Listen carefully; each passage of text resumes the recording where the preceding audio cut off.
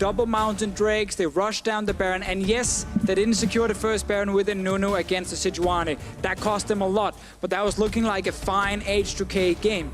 Game 2, a lot of it will come down to them being too passive in the draft. And then in-game, if you are playing that passive against a team that actually knows how to snowball, you can't make any individual mistakes, and that happened.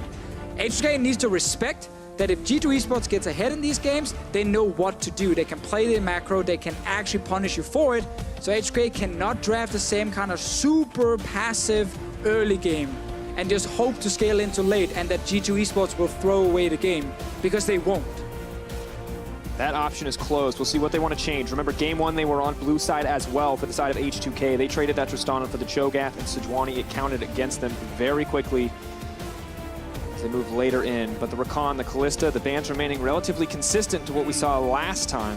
So G2 banned Kalista, Jarvan, Rakan in game 1 when they were on red side. They're leaving the Jarvan for now because Tristana is still open. They might go for a trade and say we leave both Tristana and Jarvan open. You get one, we get one, because they're still like, if you don't first pick the Tristana, well then G2 eSports will grab the Tristana for themselves and give it to Zen. H2K not going to take that trade. Nope. And I think it makes a lot of sense. Because especially if you first pick Jarvan and you give Tristana over, Tristana is the answer to Jarvan. So that doesn't really work for H2K. They instead want to get the Tristana locked in for nuclear. Elise is still available, and the only reason I mention it again is because we know there is a chance for H2K to shift the entire tempo of the early game and play Elise and focus on trying to snowball lanes. Big risk, though. It is a massive risk, of course. Because you're down 0-2. The roadmap to success for G2 has been that Sejuani pick. And not only would you give that away, you'd also give away the Cho'Gath, something that G2 have already proven. If you can't take a massive lead against them, they will use to destroy you as they move later in the game. So it is going to be the Cho'Gath. G2 will now get their first pick of the remaining champions. Now, Gnar is available as a potential choice against Cho'Gath. We've seen Jace picked against him as well, and the Trundle. There are a few different options. The problem is none of them eliminate Cho'Gath from the game. He always has that chance. Unless you can't, but I don't believe he's playing here today. Still, if you can't actually snowball on a Cho'Gath then with those counter picks, well then you will of course have to face him in the late game fights. I still think Gnar is great because Gnar can also be very impactful in late game team fights, and I really agree with this pick here from G2, and the reason we had that as one of the first ones we have to remember, Gnar going to have a fine matchup in the early game, going to offer a lot in the team fights, and you're not committing in the same way you would with that Jace or that Jax that Expect was so cheekily hovering over. But now, top lane matchup has been sorted. H2K have the option to pick mid laners here, but are they just going to go for the same Orianna-Cassio matchup that we've already seen count against them? I mean, the Orianna versus Cassiopeia is fine, despite you sometimes struggling a little bit with the trades in the early game. For late game, it's great. My issue is actually when you see the Cho'Gath first pick and then the Gnar answer from G2. We're already set up for the same kind of game as the one we just saw, where it is G2 with the top lane pressure in the early game. They're the ones pushing in the Cho'Gath. This is a change from H2K to say we need more gang pressure on mid, and I think Syndra is actually better than LeBlanc, so I'm really happy they changed. We have seen teams abuse Cassiopeias with Syndra mid lane and a jungler who can actually play around the mid lane and you can just coordinate ganks effectively. The Cassio, the Sejuani remain the same, though, on the side of G2. They have their formula for success. It is H2K on the back foot, forced to mix it up. Now, Syndra, we wanted to see something different. We wanted that proactiveness, and you pointed it out. Syndra could be it, but as we enter the next phase, are we going to see the same thing from the bottom side of the map? G2 already not going to have some of it as the Morgana has been banned out. So last time we had the Jarvan pick, and there was an Ashe on the side of H2K. Tough for him to play that style, but Jarvan is banned away in this game, so it's not as bad to play an Ashe or Varus for nuclear. Doesn't have to necessarily log in the Tahm Kench as well just to stay alive. Still, just with the Syndra in the mid lane, that adaptation gives Febiven some pressure and actually a lane they can try and gank. Let's see what the bans here. Morgana being removed to deny the Black Shield. Don't want Trick unable to actually land one of the key ultis. AD carry wise, Caitlyn is not been looked at because she's banned. So that's she wasn't looked at in the previous game. Wanted to match That's exactly what I meant, obviously, Drakers. Thank you very much for adding that one. Of course, game 1 was banned away. I actually really disagree with this blue side ban, but whatever. This is interesting. If you're looking at Che as a player, very often teams will ban away his Thresh. We know he can be a proficient playmaker, but it looks like G2 very comfortable to just drop a ward on that Lantern every time it becomes a problem. And instead, they've opted to ban away the Trundle here. Not the most common support, but can be strong. Mythi's Alistar getting the same respect, and now G2 get the luxury of first pick when it comes to their bottom lane. Mythi could take Thresh on his own. Like, Alistar is one of the answers to it, Morgana is one of the other answers, and if he is afraid of Che playing it, he can't go for it. Otherwise, you just take AD carry, you last pick support, because there's so many good last pick supports in the meta. It's like kind of rock, paper, scissor in the support role. Everything has a counter. Nothing is uncountable when it comes to the support pick, so that's why they're saving it for Mythi. If it is a Thresh coming in, well then Mythi can play Tahm Kench against it and just deny any sort of kill pressure from Che's side. Could potentially see, I think it'll most likely be the Ashe confirmed. Making Tahm Kench even better. Making Tahm Kench or Braum here, the other option. Play a slightly mirrored version of what we saw in the previous game. Like it'll be a standard 80 carry pick. What's the support going to round out with? We need a better performance from Nuclear compared to the last game. The arrows did not connect properly most of the time. He wasn't actually able to have an impact. Blind pick now for support is really difficult for H2K. Thresh is the most likely one, but they do realize there is still the Tahm Kench available. And that is an Ashe ulti, gets denied by Devour. Thresh hooks can get denied by Devour as well. And it was a pretty easy login for Mythi. Not only that, the Abyssal Voyage, we saw H2K try to use it to set up a lot of plays. Now Perkz shut down a lot of those plays with the use of the Petrifying Gaze, but we've seen the map movement potential coming in from Tahm Kench and this Abyssal Voyage.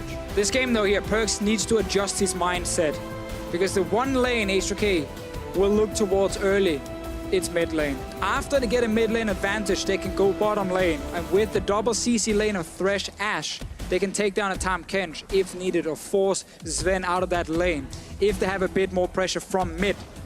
Top lane is most likely just a farm fest, where now we get a bit of an early advantage. So we're really looking mid lane, and then we look at Nuclear and Che in the bottom lane. They gotta be aggressive in this game here, unleash the Thresh to go towards mid and snowball Syndra even further. This might be a game where Perkz is under a lot of pressure. Let's see if he can actually survive. Despite all the pressure on H2K as well, probably still with a grin on his face. Hopefully still feeling confident coming into this series. Two compositions locked in, very different from what we saw in the previous game. A lot more proactive action potential in the mid lane and the support position from H2K, and maybe it's enough. And if you believe that is the case, hashtag H2K win. That's what you want to send on Twitter, at LOL eSports, hashtag G2 win. If you believe in the dynasty and the reigning kings. H2K have never won a semi-final. They always end up losing. They don't go to the final. They're down 2-0 versus G2 eSports. If you're ever gonna turn it around and actually make it all the way into that final, this will be quite an epic comeback from H2K. We're not used to seeing it. We can't really say that we feel confident. Seen it, Deficio. We've never seen it. And Febiven and Yankas, man, they gotta get ahead in that mid lane. Has to be the hope. 3 years yet to see an EU LCS final, yet always in the top 3, top 4 of LCS teams. Pressure has to be on for H2K, and for G2, they have the luxury of losing a game if they want, but you can see they already know. They already know what they need to be successful. Sven dominated on the Varus last game. Give it to him again. Perkz has had a fantastic Cassio performance. Give it to him again. Trick on the Sejuani has been nearly unstoppable. Give it to him again. Things look good right now for G2. Yeah, the pick and man phase here was easy from Youngbuck. He did not really need to change anything. It was on Prolly to really change things around. I think he analyzed the exact same things that we saw in the last game in terms of not having those lanes to play around, no winning lanes to put pressure on, just waiting honestly for G2 to make mistakes that never really happened. This game they have proactive mid and bot lane. Oramne is not looking to join too many fights if he can avoid it. Oramne will look to play safe. Top lane most likely going to be a farm fest, but now with 2 proactive lanes, as you mentioned, Deficio, I think eyes have to be on Jankos and Trick. And Trick, he's had a pretty easy time last game. He could go wherever he wanted. None of the lanes were going to be proactive on the side of H2K. that was great. This game's a little different for the jungler. He has to choose very carefully where he wants to go. can see on their side right there, 962 damage per minute from the Varus. That is way above the average Varus damage per minute. Sven got really far ahead early on, as you mentioned, Drakus, and was never really under any pressure in team fights. Bot lane though now, with Tahm Kench, you gotta accept that the double range lane will get the early push. Kind of hoping to see Che just consistently land those hooks. Put Mithy in a position where Devour is perpetually on cooldown, trying to save his AD carry, but of course already difficult enough to hook Sven. Very veteran player, no stranger to this matchup for sure. So early advantage for H2K.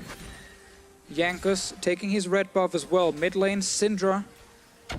1v1, trades will be fairly even. If Perkz actually managed to apply the poison, he will out-damage Febiven a little bit. But then you get the turnaround, which is Febiven saying, you don't get to hit your poison, I can just fire a combo and actually knock you back, and you just end up taking more damage. But the key thing is not even the 1v1. It's the fact that the junglers will be around, especially Jankos. He's looking bot lane very early. Trick is looking top lane. They know that he's here, however. The level 2 from Nuclear, he picked up the Hawk shot instead of the Ranger's focus. And Mithy, of course, skilled Devour level 2. Ready for any sort of gang strap, and Perkz taking so much damage under the tower here. Hasn't burned Cleanse yet, but no TP, no real way to get back into the lane. Opted for the Corrupting Potion early. Look how far back Mithy's sitting. They know they haven't seen Jankos on the map yet, and there we go! Flash body slam, Mithy's gonna be flayed back. He cannot devour himself. Not a lot of options left for safety, but now Sven is all on his lonesome. The flash for the Devour. Both flashes burned for G2. That's success for H2K, but nobody's gonna drop. Mithy was sitting so far back knowing, okay, we haven't seen the jungler. There's a chance he's in the bottom lane. Ends up finally getting the Devour on Sven after another flash was used. But HK got 2 flashes in the bottom lane. We'll find Trick as well. Already seeing more aggressive early play coming in from Jankos. Che able to free roam forward, has more CC than Mithy at this point. Neither team gonna look for the fight, contesting the jungle. All just so much different from H2K already in this game. Really want to see if they can get something more here. Hook just missing. Trick just wants to farm his jungle, man. Don't even get it. Grump resets. Contesting it. They see Febiven, he's in the mid lane, he has a fine matchup. They know. Oh, he's coming back. You know, young love. Between a boar and a mutant frog, man. It's Toad who ate a fungus and then he got brainwashed. Is that? That's actually what it is. It's official lore here with at Riot to Fishing. When Grum spawns, it's a little toad who eats a fungus. I thought he just sits on it. No, it eats the fungus and then the fungus kind of goes into the brain and makes it this mutant kind of massive toad. So is the Gromp the fungus? Well, we're going to hold that thought because Febiven could potentially be in trouble. Cleanse comes out. Febiven's still looking for the 1v1, but no more stacks going to come in from Trick. Only level 3. Jankos is here. No mana left in the pool for Perkz. Jankos just walking by, going to grab a little bit of experience. Febiven still has to be careful. Still, it's Febiven staying in lane. It's Perkz forced to recall. Jankos just pushing Trick away. It's been a fine start here in the early game for H2K. They got those 2 summoners in the bottom lane. They have to re-gank the lane if they want to abuse the lack of summoners. But still, a lot of focus is on the mid lane where you can see Febiven applying pressure to Perkz. Perkz accepting this will be a tough game for him to play, where he will be the target for some of these ganks. Cleanse will now be down for the following fight. And when you gank for a Syndra lane, often what you need to look for is Syndra needs to land the stun first, and then the jungler comes flying in. Because if you see the jungler in time, you can flash away. But if Syndra can land that long-range stun, that is pretty common that you can try and land in lanes without actually giving away the junglers there, then suddenly Jankos flies in with Body Slam Flash once that is available, and Perkz is not getting out. And let's talk about how that affects Perkz too, because now every single stun from Syndra, he has to wonder to himself, is the jungler here? Is this the one that I flash? Is this the one that I have to flash or I die? Or is it just, is there no one there? He has to play that mind game now. And that's also why G2 are investing vision around mid. They're actually placing a ward here near the Raptor camp. They're trying to protect Perkz. There's now a control ward being placed by Trick. This is mission keep Perkz alive for as long as possible. The ward here from Perkz was just placed, from Febiven was just placed in the side brush. Will not spot any wards actually from G2. And Febiven is a cruel man. Freezing the lane as well as he can in front of the tower will eventually start to push, but he's looking to deny as much as possible in the CS department. So if they don't know that ward was placed, then Jankos will walk just over it now. So there we go. He doesn't realize just yet that he's actually spotted. Will find the control ward here. Now he realizes, okay, they have actually seen me. Jankos. Okay. What's the deep ward first? See? First, you get deep vision, and then you kill wards. Now he knows he's safe killing that ward. Good job. Of course, this is once again a slower early game, I think it's safe to say, but now, oh, potentially in trouble. Cleanse does come out. Ulti drops onto Perks. Febiven has to be careful. No cooldowns left. Big show of confidence from Perks. The 1v1, he was under so much pressure, forced back to base early, and he just turns it around. What a fantastic play from Perks. Bot lane fighting. Jay just to get something back. Devour, Hook is still going to connect. Not enough. Sven just comes back out shooting. And Perks right now just doing everything correct. He's playing safe in his lane. He's not trying to take any dumb trades. And when he finally finds an opening, he's safe under his tower. He's just seen the Gragas. He knows where Jankos is.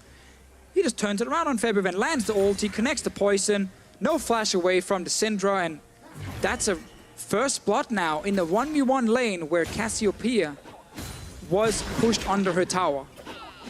And still, the CS advantage for Febiven. He was winning. He was doing everything right, but he chose to all in, and the sustained damage so heavily in the favor of Cassio. And now it looks like they may just rinse and repeat. Trick, that one goes wide. Saw that in game 1. Yeah. False confidence, folks. It's the Trick strategy. He throws it wide intentionally. Trying to see which way you juke. Yeah. It's an old Mad Life trick. Oh, Mad Life, sure. You use that trick a lot, Deficio. I do.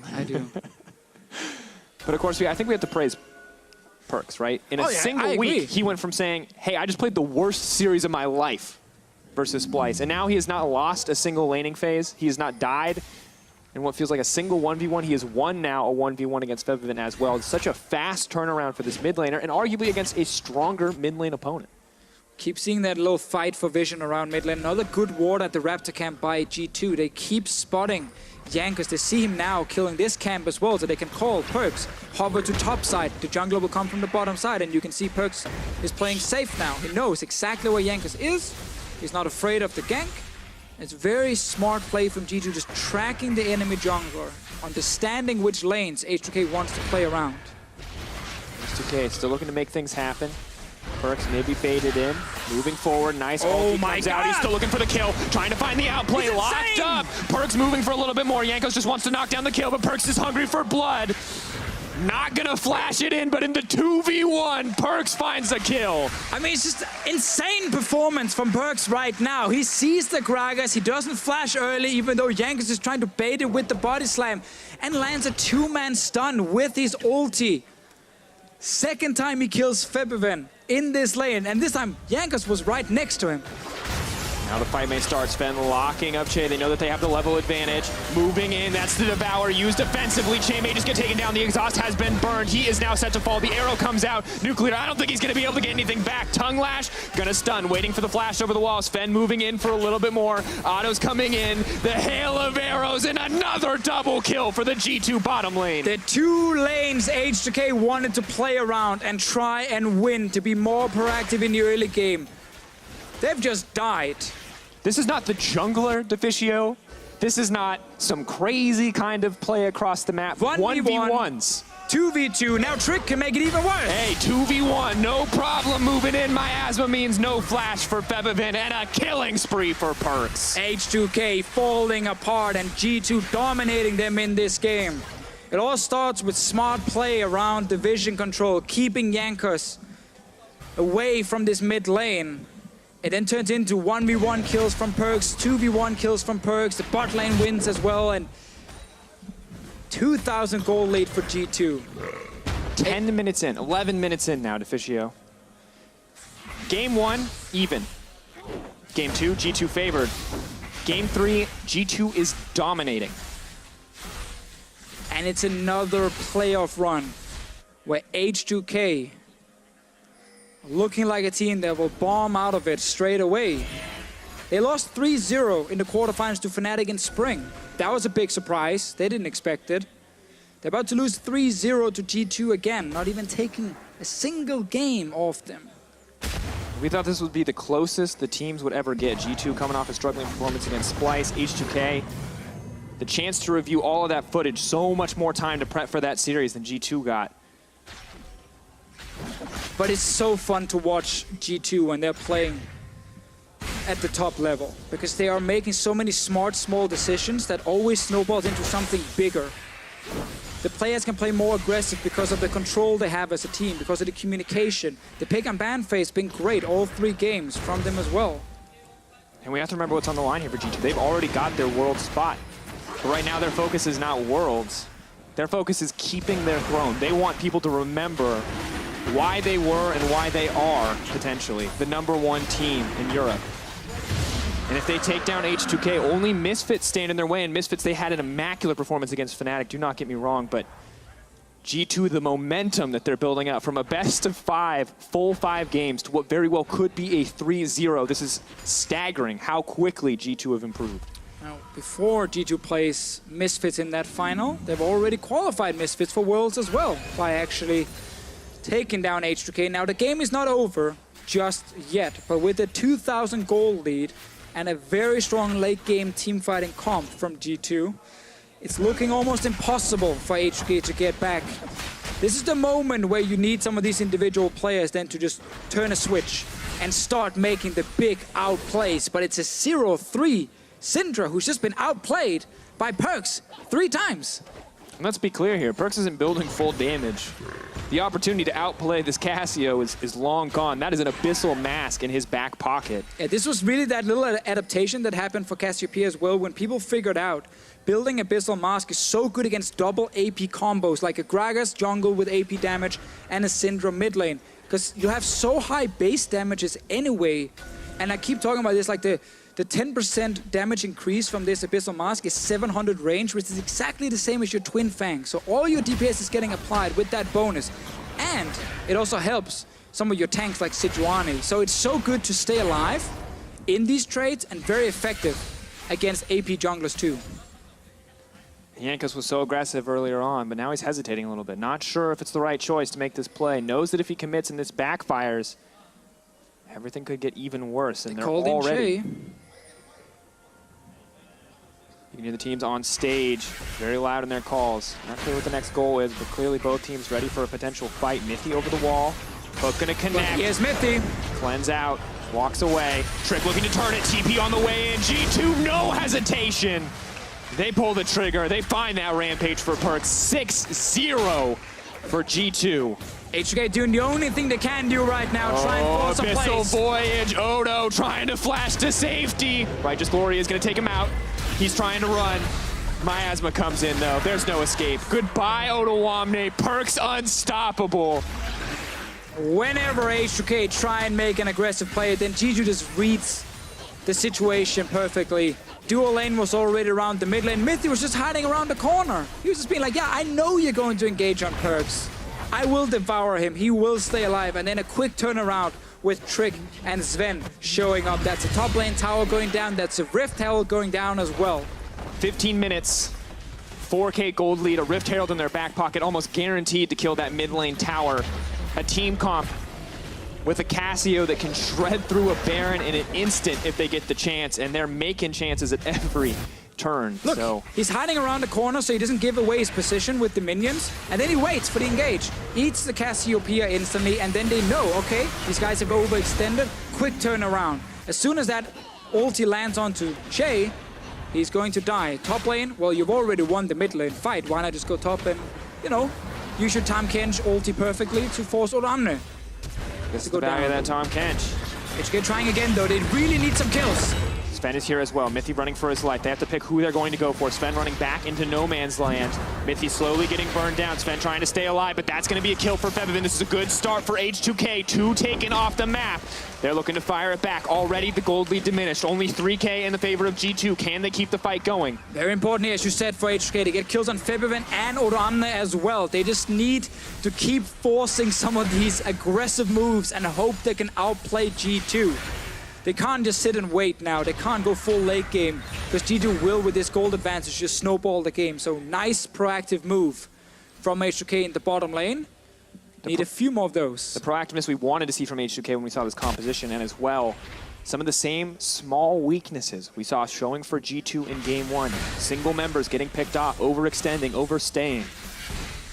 Right, because in this game, it was not the game plan that was the issue for H2K. They were playing aggressive in mid. They were playing aggressive in the bottom lane. It just came down to individual outplays from G2 eSports. Now we look at this one, Deficio. I mean, well played at the end of the day, right? But you can see how many resources they have to commit. Oh, that doesn't matter. As long as you get the kills at this point, you will take it. They did find Sven and Mithy in that bottom lane without a tower to save them. Map kind of got reset after that, and we're right back into the action. G2 will have push in top lane with the Nard. They should have pushed in the bottom lane with Sven sitting on 2 kills. And of course, the 5-0 Cassiopeia will control mid. So that's 3 lanes pushing for H2K, or against H2K. Deep Vision will suddenly be in the jungle. Jankos can't find anywhere to gank. We're waiting for Nuclear to maybe land an arrow that could set up a one-shot with a Cho'Gath or a Syndra. And short of mistakes from the side of G2, there are no H2K favored plays right now. You can trade evenly with G2, but there is so much pressure on the map, and with every lane pushing against you, you get nothing for free at this point in the game. Around the mid lane, cleanse used. Flash forward the play. Good ulti coming in. Perkz trying to fancy footwork his way out. He's going to get knocked back and taken down.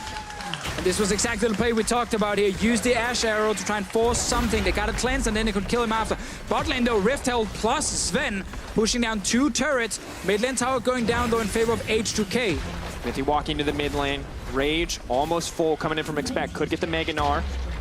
H2K just going to have to settle for the trade, keeping it at a 3K difference. Odoamne trying to chase down the Rift Herald. He's going to get it in the end, but now G2, not only will they get the tower, they're going to grab the Drake as well. Good thing for H2K that it is a Cloud Drake right here. Ocean Drake was valuable in the early game for G2, but will not help them in the late game, so will not make it even worse for H2K. They can definitely give up this Drake here. Don't risk anything. He's going to go in. He's going to connect on the Trick, but just playing with their food, just trying to figure out exactly what G2 are up to. And the game will slow down a little bit. Proactiveness is now in the favor of G2 as it has been. So eyes on that team to make a play, and just wondering where H2K can find opportunities, openings, to pick off these members of G2. Well, we've already seen the ulti from Nuclear shooting straight down the mid lane and hitting Perkz. There's no cleanse for a few minutes from him. That is a possibility to do again for the Ashe in case Perkz shows himself. There is even a lane ward being placed if you just hover the camera up a little bit where the old tier 1 tower is. This bad boy near the minions. So if someone shows up and feels safe because they're sitting far back in the lane, Nuclear will have vision of them to try and force a play. Jankos and Nuclear starting the fights. Odoamne and Febiven nuking down whoever it is they're actually hitting. Problem is there is a Tahm Kench Devour, just to make it even harder. Need to get Mithy away, need to find those opportunities where Mithy isn't around, or pick onto Mithy himself. But G2 actually displays the control ward right in that lane, being like, yeah, we know you have a ward here. You're not going to hit us when we're sitting there farming. They're rushing Baron, though. Desperation play coming in from H2K. They're trying to force a fight. Gnar's on the bottom side, does have TP, is close to Mega. Holding that Rage, he will be forced to transform. If H2K can force for a few more seconds, that's going to be the chain CC. Mithy says no. Knocked out to safety by Jankos. Could be in trouble. Ulti comes in. Trick on the way in as well. Febiven is in trouble. Cannot be saved. Taking so much damage in exchange. Expect is moving forward, but he's turned Mini at the worst possible time. Now they're looking for the follow-up. Che will get picked off. G2 still cutting through 2 members of H2K. Jankos needs to land that ulti on a no-flash Tahm Kench if H2K wants to get back in this game. But he did not manage to knock Mithy back into the team with Perkz inside his belly. That could have been 2 potential kills. May not matter.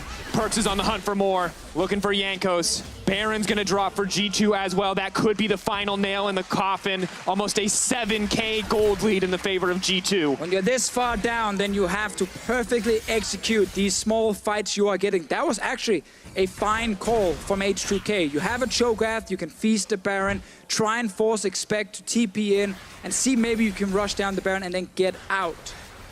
As soon as the turnaround happened, Perkz, with no cleanse, stepping forward. When this lands, Jankos' job right now is just to ulti back Mithy. Nothing else. Knock Mithy into his own team, into H2K, so that Mithy dies and Perkz dies right after. But he tried to ulti onto the Cassiopeia that was already devoured. And that ended up backfiring. Mithy, of course, stayed safe with Perkz inside him. And then G2 just ended up turning around with Perkz getting a kill on Febiven right after and secured the Baron. There was an opening right there for a few more kills for H2K, but the execution was not perfect. Well, the Baron kill extended the gold lead. The Baron buff will continue to do the same trick, just looking for a pick. G2 want to keep the momentum moving forward. Perks on now on a killing spree. H2K doing what they can to fire back, but Jankos is so low.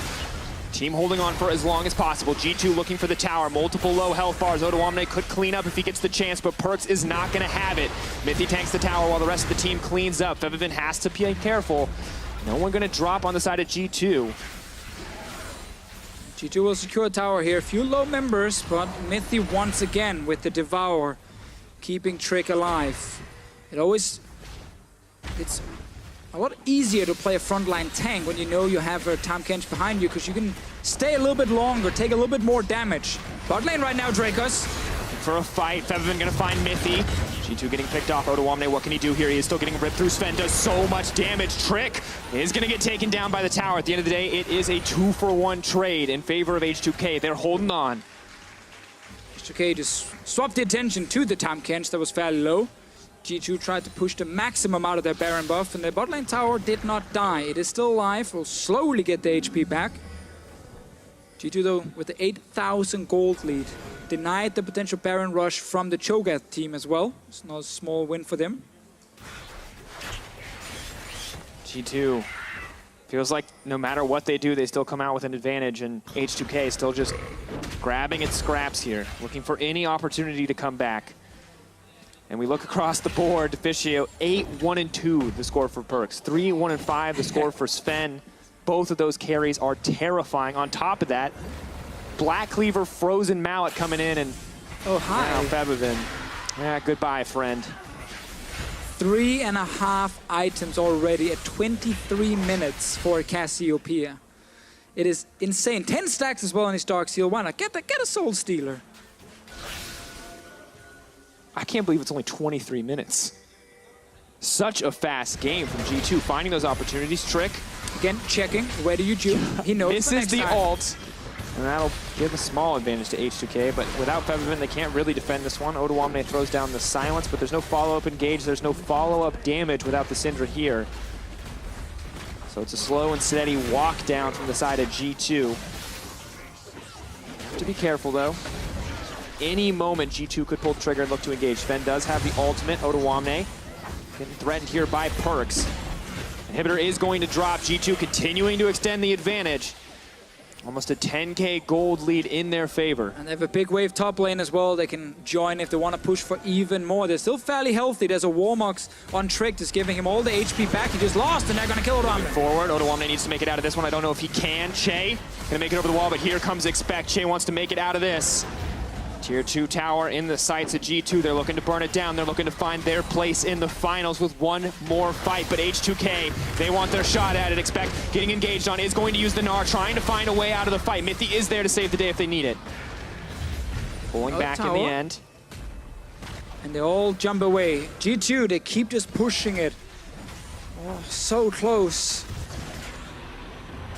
And yet it feels like H2K are never really close enough to actually find that one kill, because you know there's a Devour every single time for Mithy. And Mithy himself, before the game started, talking about leaving a legacy.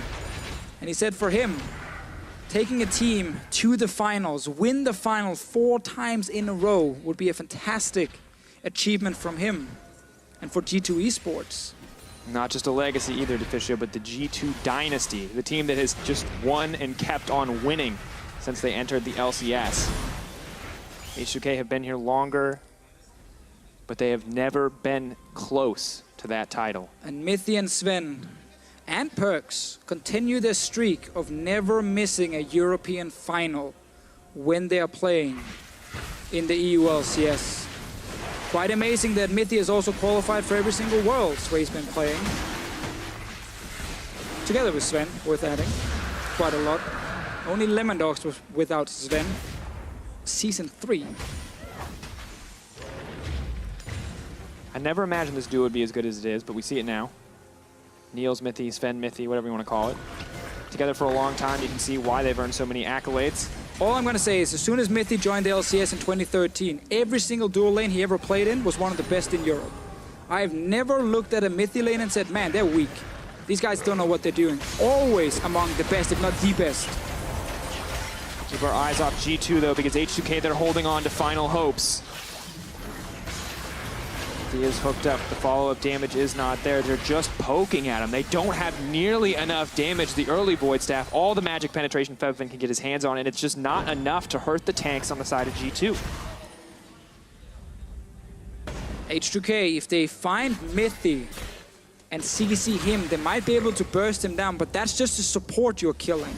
It's always the issue against Tom Kench. Shay finding the hooks. Trick in Trick. trouble. Moving forward, looking for a little bit more. Expect knocks him back into the team, and that's gonna do it. G2 just gonna clean up the fight. A beautiful engage comes forward. Mythy solo zoning out Febiven. Maxlor is going to Worlds, and he's damn proud of it. Moving in Deficio, I cannot believe it. They just got better and better after every game. And H2K, just another mob to a king. Because G2 are fountain diving away. And with one final win, one final dominant victory over H2K, they're going to punch their ticket to Paris, and they'll see Misfits in the finals.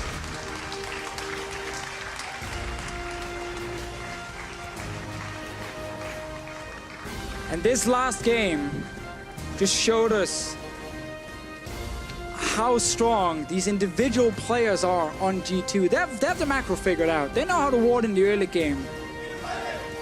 And then they start pulling out these 1v1 solo kills, 2v1 solo kills, then the 2v2 in the bottom lane. We kind of like started talking about the macro. We started talking about, hey, G2 have this gold lead, but one thing we didn't go back and touch on as much as I feel like we could have is that they won 2v2, they won 1v1, Perkz won 1v2, just like you're saying. Like, the amount of leads built specifically in Game 3 on individual plays is insane. And that's always the thing about G2 eSports. When they get to playoffs, every single player, they step it up a notch.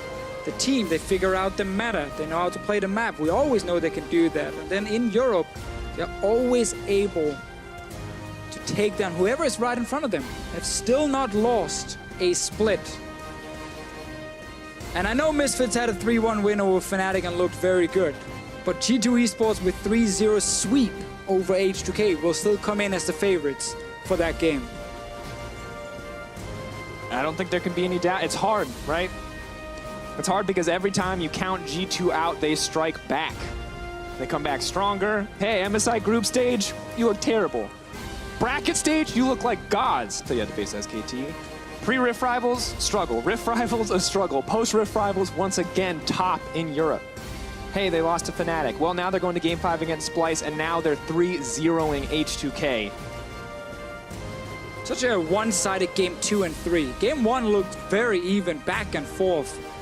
And then as soon as G2 just went into Game 2 and they had a better draft, they completely destroyed H2K. They never let go. Game 3 is exactly the same deal. Like, Perkz ends up 12-2-4 on this Cassiopeia after being the target. We talked about him having to play a little bit passive, and he did actually have to sit far back. And then he also got a few solo kills here and there. And it's those kind of things, again, we keep seeing from these superstars on G2 eSports, that they have the teamwork figured out, but they also have the individual talent. It's crazy to see because in Splice, it was Game 5, it was clutch performances in team fight. But here against H2K, it was individual performances in lane. They did not wait for the late game. They did not wait for that coin flip final team fight moment. They obliterated people at 10 minutes into the game.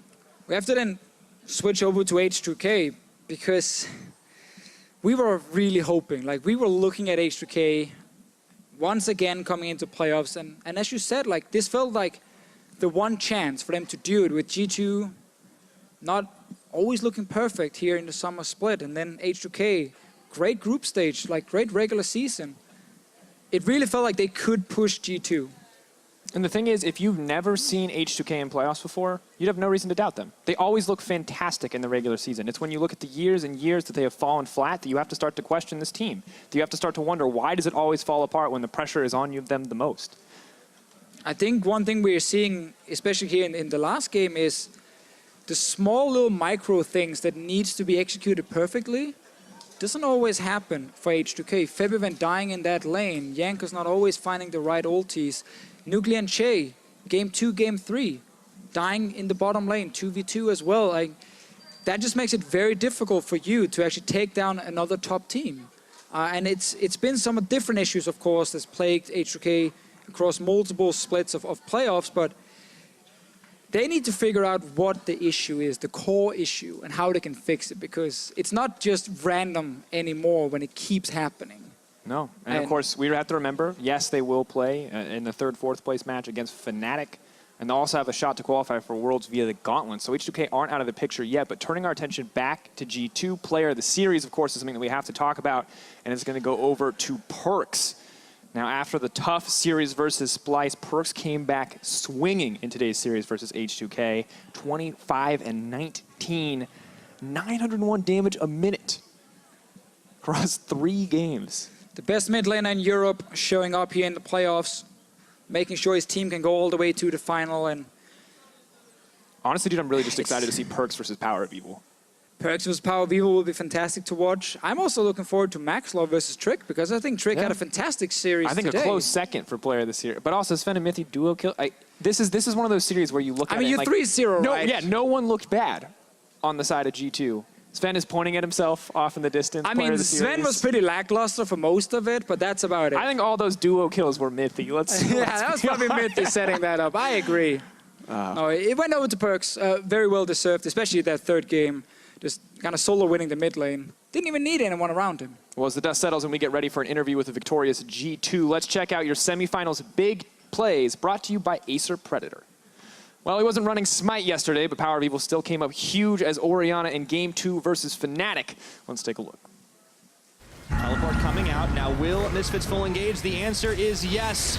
The thrill of the hunt is out, but Alfari is the one that looked to be hunted down before he goes over the wall. 3-man shockwave. Maxler starts off the casualties by finishing off Caps, and the Cosmic Radiance comes a bit too late. The Party Barrel not going to do a damn thing as Hans Sama over the wall takes down Jez's. Here's Caps as well. A lot of damage dealt onto the Cho'Gath. The Cosmic Radiance comes in, but they peeled off Baron. Misfits, if they can get out with their lives, this is exactly what they want. Pulling it too. Man, shockwave, and down goes Jez's to Power of Evil. Meanwhile, Reckless caught by 3 Misfits. Caps going in. He gets 1, and he gets out alive. Cosmic Radiance comes down. That's a few seconds to work with. Caps goes in, and the shockwave pulls them back. On Sama with a massive kill onto the mid laner. Alfari finds Soaz, and he's leading the charge onto the rest of Fnatic. Reckless, isolated, forgotten, and out of there. Nice! Good job.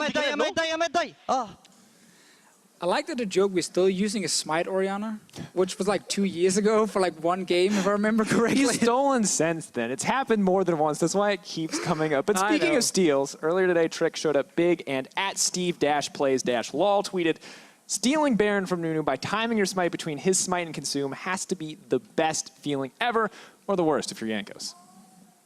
4v5 here. Cho'Gath versus Nunu. Who's going to get the Baron in the end? Trick is coming over the wall. Che does manage to connect the hook. Nuclear's still in the pit. They're burning it down. Trick gets it in the end. 50-50 in the favor. Beautiful shockwave, but no follow-up. Just a Baron in the favor of G2. They're gonna end. Tristana on the W. Oh my god! Back! Oh my god! Oh my god! Stop. Go Drake and bot, okay? There you go, Nash. He's fine. Oh, no. My bad. It's fine. I didn't get my Q off. It's too fast. All right, one hand fantastic. Also, I've been informed I'm not supposed to read the dashes. So aside from my Ron Burgundy impersonation there with the teleprompter, problem, man. I think you can see the frustration on Yankos, and that feels so bad. But for Trick, I mean, he knows the Nunu timings. Apparently better than Yankos in that situation. You know, great smite still, and actually was the big turnaround for G2 in that game. And in many ways, it's kind of set G2 up for success in the rest of the series, because they managed to win that game 1 based on this smite still from Trick, and then game 2 and 3 were obviously very one-sided. Definitely the case. And finally, G2, as they closed out the series, and Tabaret called attention to the man in his mid lane in his statement Game 3. Let's see him in his natural habitat, the Lane Kingdom. This is once again a slower early game, I think it's safe to say, but now, well, potentially trouble. Cleanse does come out. Ulti drops onto Perkz. Donovan has to be careful. No cooldowns left. Big show of confidence from Perkz. It's very smart play from G2, just tracking the enemy jungler, understanding which lanes H2K wants to play around. H2K still looking to make things happen.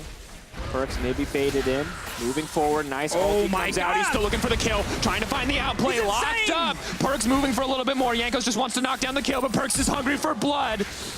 Not gonna flash it in, but in the 2v1, Perkz finds a kill. This is not some crazy kind of play across the map. 1v1s. 2v2, now Trick can make it even worse. Hey, 2v1, no problem moving in. Miasma means no flash for Febevin and a killing spree for Perkz. Yeah, well played, save now.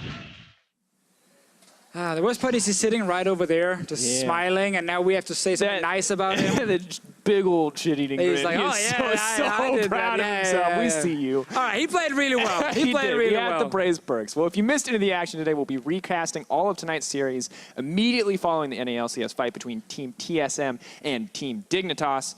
I don't know why I said team before TSM, but I did. Keep reading, man. Well, You're doing well. You're doing great. They're ready for the chance to defend their title. Let's send it over to Shox and hear from the players themselves. Thank you very much, Drake. That was a very entertaining segment as well. Obviously, I'm here with the winners, with Mithy, with Perkz, and with Sven after making to their 4th final in a row. Perkz, first off, obviously you just saw all your big plays again. You must have felt really good at the end of that series, and now I'm proud of your own performance. Well, after having such a disappointing performance last week, like I was making so many bad calls and just straight up inting in the early game, I really want to step up for today's series and play consistent and reliable. And yeah, I'm proud of my performance. Well, the whole team stepping up. Sven, how different and how much better did it feel today after, as Perkz said, that fight versus Splice, where you guys nearly lost it in the end? How different was this experience today? I think everyone played really good. There was very few mistakes. Every mistake was more of a team mistake, not actually individual misplays like in the Splice series. I think we had too many errors mechanically and individually. So today our team play was very good, and individual play was even better today. I think everyone had mechanical play on point today, so that feels really good to like just win games because of skill as well. But our like shot calling and our team play was really good too, I think. Yeah, everything was very good. Mithy, individually, it just seemed like you guys showed up more on the day. Do you think 1 or 2 things have to do with the fact that H2K was coming in cold? They had to perform today. It was the first time taking to the stage, and that you guys already had some practice last week? Maybe. I mean, it could actually be the case that us playing a best of 5 last week made us just think about how we are practicing a lot more during scrims and what works on stage and what doesn't, and just give us a better understanding of the meta too. So maybe that's what happened to Fnatic too, you know, that the fact that we had the opportunity to play first, maybe that was the difference. Yeah, the 2 teams that played in the quarterfinals now also playing well. In the semifinals, for you specifically, you had the all-pro team, and there was a bit of a drama because a lot of people, which wasn't even your fault, they voted for you, and you got a lot of flack. So you personally wanted to say something because you did show up, especially in that last game versus Splice in that series, but in general. I mean, it's not really that I want to say anything. I just want to remind people that you guys said I was not the best, and I will prove you all wrong again. So it's fine, you know, like it's fun for me, but it's fun. But yeah, it's just what it is, you know. Like I'm proving it once again, and I will prove it again in the finals. It's gonna be how it's gonna be. It's gonna be how it's gonna be. Nice, keeping a cool head, Perkz. Is it funny or? Sorry? Is it funny to you that you said that you were giggling the whole time? It's really funny. Like Mithy without 2 Koreans, Hardstack 2nd place. Mithy with 2 Koreans. Okay, that's a fair point. Yeah. Right, a bit of banter, a lot of smiles from you guys because you guys made it to the final. There's also someone else you made very happy, and I don't want to spoil everything, but I do want to take a look at one of the final pushes you guys did. So it was pretty much done already, but you're going to push in for the final fight. So take a look at how you guys did it. I can't play by play it, but it's going well. But Nars is hardcore smurfing. Nars smurfing. Nars is doing well. And then there's someone watching on the desk.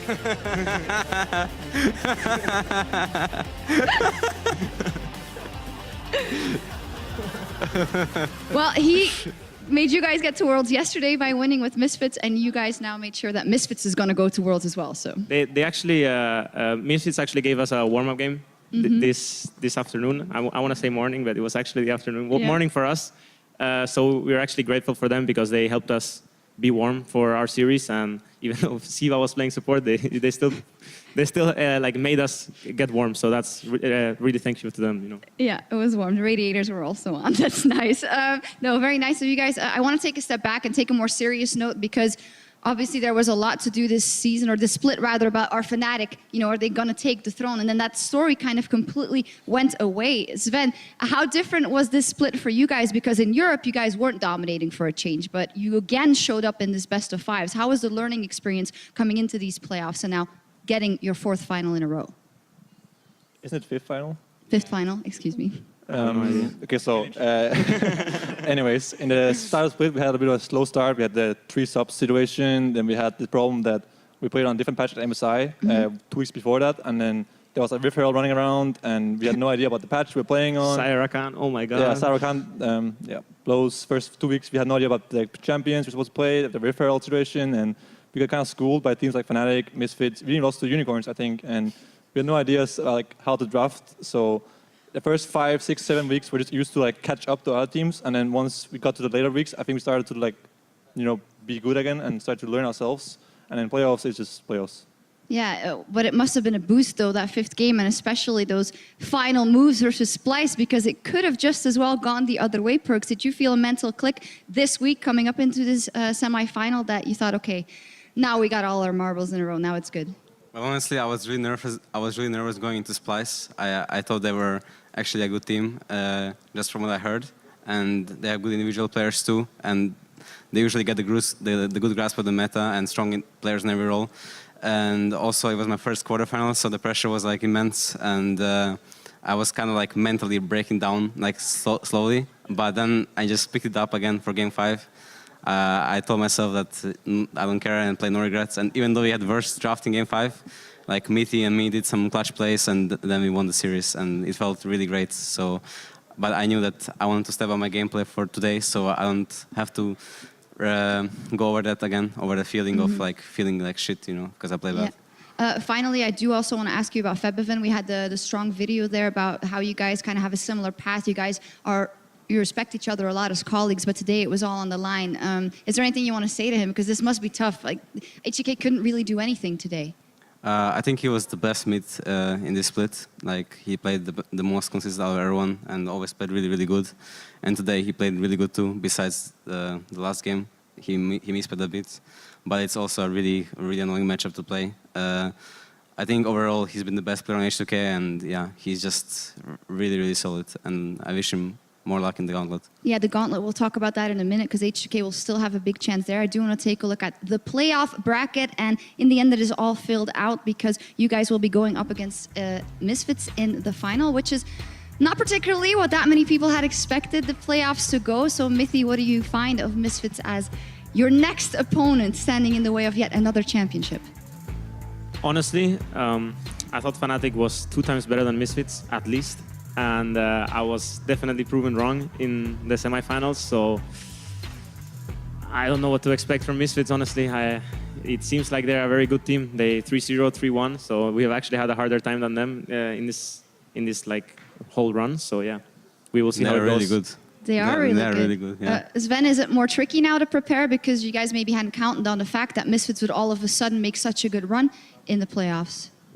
I mean, I don't think Misfits is a team that plays very like cheesy stuff. Outside that one Rengar game, I don't think they play anything that's like too special from anyone else, and I don't think their players are like much better than anyone else in like Splice or H2K teams. So I think it's gonna be another good best of 5. But they're obviously better than everyone else in this playoffs other than us. So it'll be an interesting series for sure. But I'm not afraid of them like necessarily. So. How much is your mind already in Worlds, Smithy? Discount G2. Just wanted to let it be there for Misfits to think about that for the finals. And for Worlds, yeah, we are definitely going to boot camp and try our best this time. We have been together for 1 year and a bit longer than that, so I think this Worlds is going to be a lot different than last one. I think our MSI performance showed that we are able to adapt given the right time. What concerns me the most for Worlds is how we are going to adapt to the patch before we see other people play, because we are really good at learning the meta when we see others play and when we experience ourselves some things. But when we are cold and we don't go on stage and we just practice what we do in scrims, we usually tend to not have a good grasp of the meta. So that's what I think we will have to work on the most. Yeah, how do you kind of avoid that? Because you can only scrim, you can't play more games on stage, Is there any mechanic that you guys have to get in your own head and make sure that you're ahead of the curve before you take to the stage, Perks? Well, the thing that you have to do is that you have to select the champions that you're going to practice and be sure, even though maybe they're not 100% meta, you have to be really sure that you can perform on them. And if you win scrims with them, then you can win on stage too. So you should just stick to the drafts that you have played and prepared for Worlds. And then after group stages, usually the meta shapes up, and the other teams, like every team starts playing around the same. Everyone like adapts. But in the first group stage, it's like there's a lot of like random champions and stuff going on. So it's gonna be hard for sure getting out of groups. But I'm confident in myself and my team this year to perform and make it out. Yeah, best of ones are, of course, always very, very difficult. I have to ask, is anyone standing in your way of that trophy next Sunday? Well, Misfits is in the way, but are they going to beat you? Probably not. I wouldn't say so. At least personally, I'm sure I will give. I have been trying really hard. My personal goal is to make it to Challenger before I play the finals, and then I will just carry alone. I'm sure with. You've been quite, Cocky? banterish in this. I was going to say banterish in this interview, but it's nice. I feel like you found your groove again, and you're just happy to go on stage and play your best. I think I'm just having fun playing on stage. I'm having fun being a professional player, and like just having the opportunity to play against all these other guys who are also very good at what they do. So I'm just trying to enjoy myself and like treat everything as a one-time experience. And yeah, I'm just trying to make it as fun as possible for me, and hopefully as fun as possible for Misfits too. If we can get some grudges going on, I think the finals will be even more interesting. Yeah, I mean, Maxor probably has a couple of things to say about that matchup. Sure. I think Twitter... I'm sure Maxor has something to say, but I might to say to him. So. Okay, well, I think Twitter will be on fire between now and then. One thing I do want to take a look at is the gauntlet and how the matches will play out, because that is entirely locked in. The third place match can change nothing about that. H2K and Splyce will be our very first match. The winner goes up against the Unicorns of Love, and the winner goes up against Fnatic for that spot at Worlds. And when I took a look at this, I said the same thing as you, Perks. That is honestly, this is like the most like gauntlets. Yeah, like it's gonna be. I can't even like see who's gonna win this stuff, because I think anyone can take it. Honestly. Yeah. Besides Unicorns. I wouldn't bet money on anything there. Nothing. I would definitely not even try. Well, this is too hard to judge who's going to win. Oh, it's super difficult, but maybe we can think of, Sven, you played H2K today, you played Splyce, of course, last week. Do you think that first match, who will be able to win there? Who do you think will be able to rebound well enough to make it in that first match? Well, I think Unicorns low-key sucks because they got 3-0 by Misfits like really fast. I think HK and Splyce both have to play 2 best-of-5s before they play against Fnatic. So given that Unicorns are not so good right now and that the other team has to play 2 best-of-5s, I think Fnatic will win the final of the gauntlet. All right. Might not be a stomp or anything, but I think they'll win that gauntlet. Hey, you guys are not very clear what Sven thinks that Fnatic has it. I disagree. I think H2K or Splyce will take the gauntlet. I think the winner of the first match will destroy Unicorns, and then they will take over Fnatic and defeat them too. 2 best-of-5s can like make you a different team. Mm-hmm. So I don't know. It's so hard to. Yeah. Who would you think is the best third representative from Europe? The winner of the gauntlet. Okay. Yeah. You guys are in a great mood. I think, yeah, I don't know. Maybe Unicorns can pick it up. They have to have 2 weeks of scrims, I guess. So I don't know. Fnatic is, now that they changed their style, I would like for them to go to Worlds, but I would also like for Splyce and H2K to go. I think if Unicorns change a little bit and become more consistent in what they do, then maybe they can be a wildcard at Worlds too. So I think every team has a good chance. All right. If anything, we'll have to see how they can all pick it back up, the teams that got knocked out. You guys, we will see in the finals next week, Sunday in Paris versus Misfits. We'll see H2K versus Fnatic in the third place match, and that will do it here from our studio in Berlin. We get a week to cool off, and then we'll see you all back in Paris for hopefully an amazing third place match and an amazing final. See you then.